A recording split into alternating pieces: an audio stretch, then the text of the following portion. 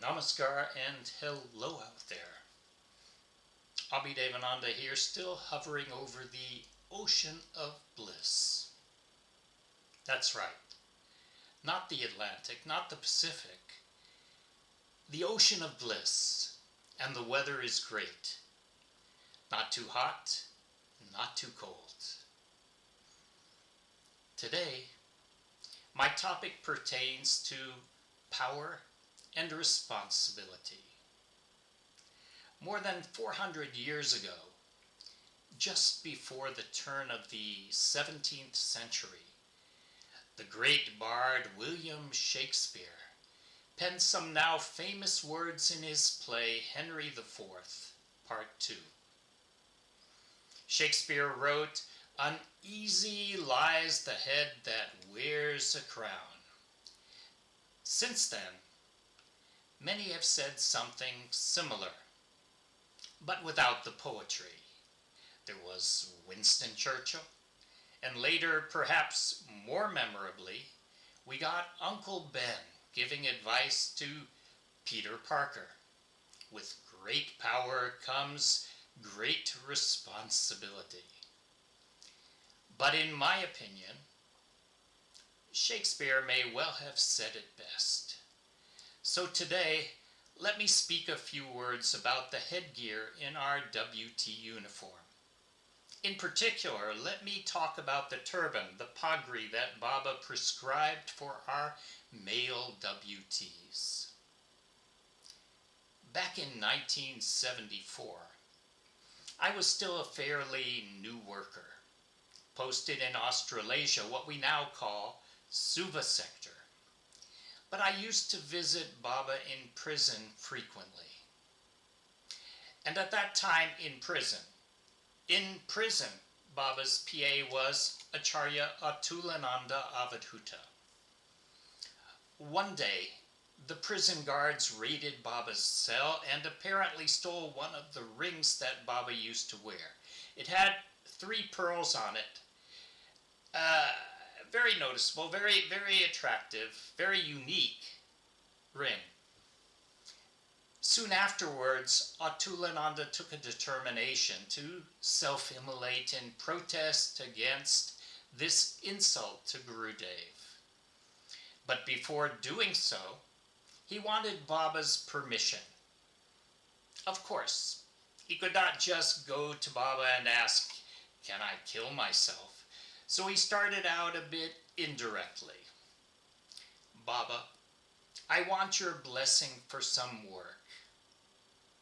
Baba replied, "If it is a good work, then of course you have my blessing." Atulananji immediately answered, "It is a good work, Baba." Then Baba said, "Tatastu."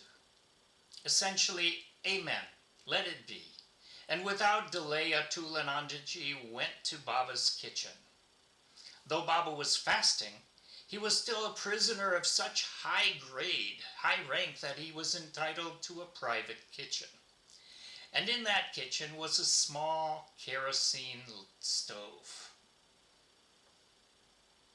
Atulananji poured what little kerosene was in that kerosene stove on his head and lit a match.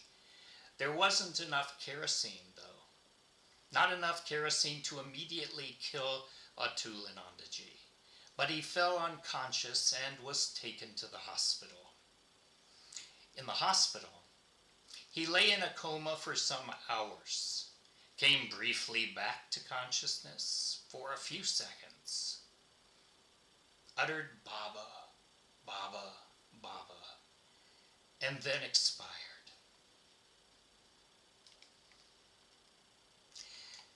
Baba was impressed, but very much saddened by the loss of Atulanandaji. I could hear that in his tone of voice while he told me this story. And I also know that soon after Atulanandaji's self-immolation, Baba sent out word that there should be no more such events.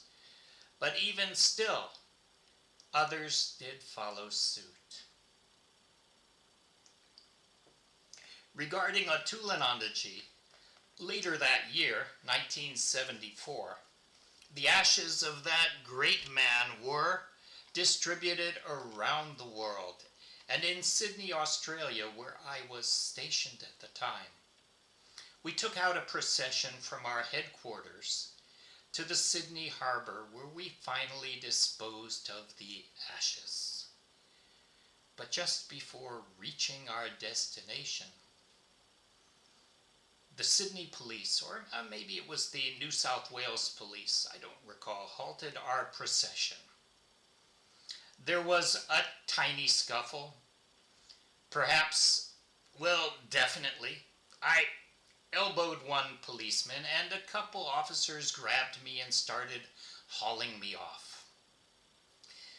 But like I said, this was an Ananda Marga procession, and it was in Australia. So two policemen were dragging me away, and soon tens of Margis were surrounding those two policemen. At that stage, the police recognized discretion as the better part of valor. I was released, the procession continued, Atulanandaji's ashes were ceremoniously deposited in the Sydney Harbour. While leading that procession, I had been in some bhav, some intense ideational state. And after the ceremony, I experienced a type of satori or samadhi, in which the small mind seemed to dissolve into the cosmic mind. And that transcendental state continued for roughly a week. In that state, I experienced some unusual for me, occult powers. But that is not what I want to talk about now. On returning from that procession, still in full uniform, I went out alone for a walk in a nearby park. And while walking in that lonely place, I had a novel experience. Up till then, I had pretty much the same attitude as most Western Dadas regarding our uniform.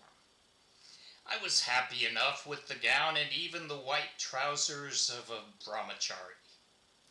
But the turban, the pagri, well, I could do without it. But that night, in my transformed state of mind, sitting on a swing in a highly contemplative mood, the turban felt like a crown, and I was proud to be wearing it. A failure to wear the turban would be tantamount to abjuring the true role, the true status of a Dada. I did not just wear the turban because Baba prescribed it. Rather, it felt like the completion of my formal attire, the crowning piece. Well, that altered state of consciousness passed. Eventually, I just crashed and burned, and since then, I have never again felt the same pride on donning my turban. I simply wear my turban out of reverence for Baba. Guru commands, and I obey. But now I know with the depth of realization that this turban is not just an arbitrary headgear or some mere ethnic hangover. It is a high privilege of the WT Dada to wear the orange turban, and it is the most visible token that a Dada has been anointed by Baba as his representative. Namaskar.